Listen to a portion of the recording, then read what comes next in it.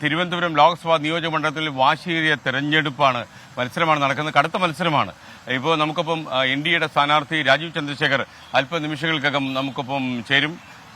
അദ്ദേഹം എത്തിക്കഴിഞ്ഞു. നമുക്ക് അദ്ദേഹത്തോട് തന്നെ ചോദിക്കാം. വളരെ ഗുഡ് മോർണിംഗ്. മോർണിംഗ്. ഹലോ, നമസ്കാരം. ഒരുപാട് കാലമായി. അപ്പോൾ മത്സരം എവിടെ വരെയായി? മത്സരം ഞാൻ 4-ാം തീയതി വൈകുന്നേരം ഇവിടെ എത്തി. 3-ാം തീയതി ആണല്ലോ എന്റെ പ്രധാനമന്ത്രി എന്നെ ഈ അതെ, ഞാൻ അന്ന് പറഞ്ഞതാണ്. എനിക്കൊരു അഭിമാനം ഉണ്ടായിരുന്നു, സന്തോഷം ഉണ്ടായിരുന്നു. അപ്പോൾ 4-ാം തീയതി വൈകുന്നേരം എത്തി. ഒരു 16 ദിവസമായി എല്ലാ അസംബ്ലി സെഗ്മെന്റ്സിലും ഞാൻ വിസിറ്റ് ചെയ്തിട്ടുണ്ട്.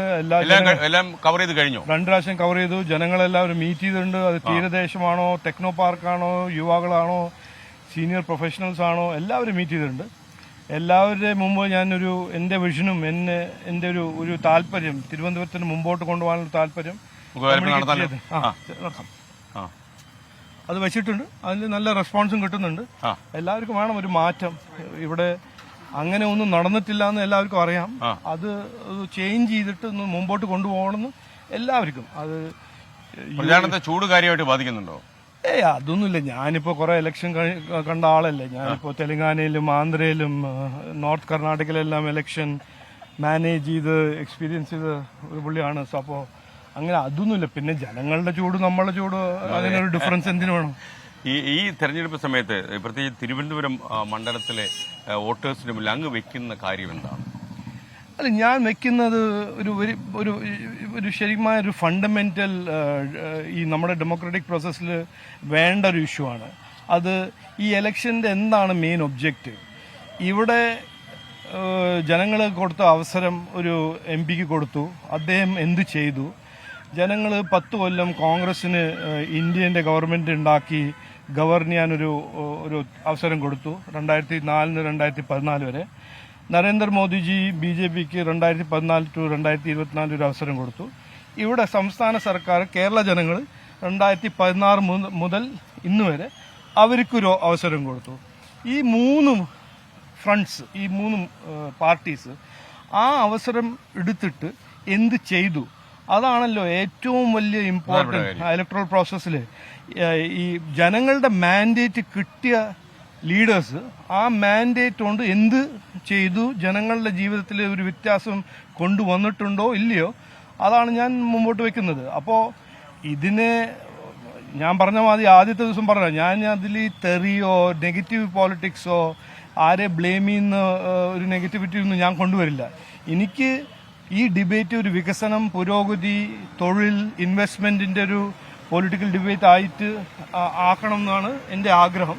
ആദ്യം തൊട്ട് ഇന്ന് വരെ അതാണ് ഞാൻ ചെയ്യുന്നത്. ഈ കുറച്ചധികം വാഗ്ദാനങ്ങൾ അങ്ങ് ഇതിനകം ഈ മണ്ഡലത്തിലെ വോട്ടർമാർക്ക് നൽകി കഴിഞ്ഞു.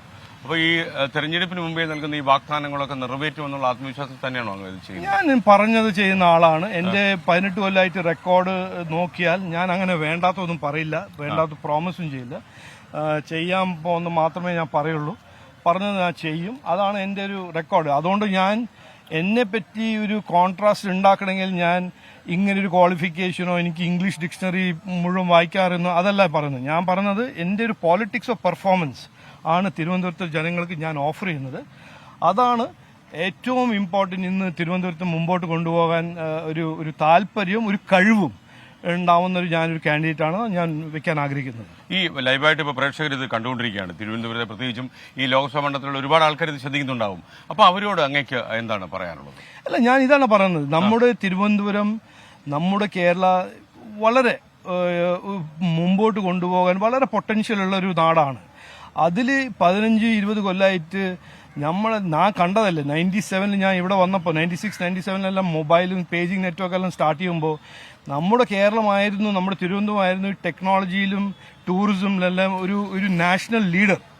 ഈ ഹോളിസ്റ്റിക് വെൽനെസ് ടൂറിസമിന്റെ പദ്ധതി ഇവിടുന്നല്ല തുടങ്ങിയത്. ഇന്ന് ആ ഒരു ഗ്ലോബൽ പോസ്റ്റ് കോവിഡ് ഇതെല്ലാം ഒരു വലിയൊരു സാധനം ആവുമ്പോൾ നമ്മുടെ കേരളയിൽ, നമ്മുടെ തിരുവനന്തപുരത്ത് അങ്ങനെ ഗ്ലോബൽ വിസിറ്റേഴ്സ് ഒന്നും വരുന്നില്ല. ടൂറിസം നമ്മുടെ കേരള ഇപ്പോൾ 18ാം നമ്പറാണ് ഈ സ്റ്റാർട്ടപ്പ് ഇന്നോവേഷൻ ഇക്കോണമി ഈ മേഖലയിൽ. അതെല്ലാം മാറ്റണം. ഇതിൽ നമ്മുടെ ടാലന്റ്, നമ്മുടെ ഇവിടെ ഉള്ള കുട്ടികളുടെയും യൂത്തിന്റെ ടാലന്റ് ഇവിടെ എക്സ്പ്ലോയിറ്റ് ആവണം, ഇവിടെ അതിന്റെ പ്രൊഡക്റ്റീവ് യൂസ് ആവണം.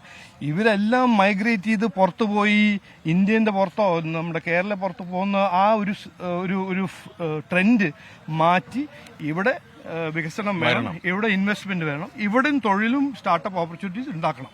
Okay, thank you. അങ്ങേക്ക് എല്ലാവിധ വിജയാശംസകളും നേരുന്നു. Okay, thank you. നമ്മൾ ഇനിയും കാണും.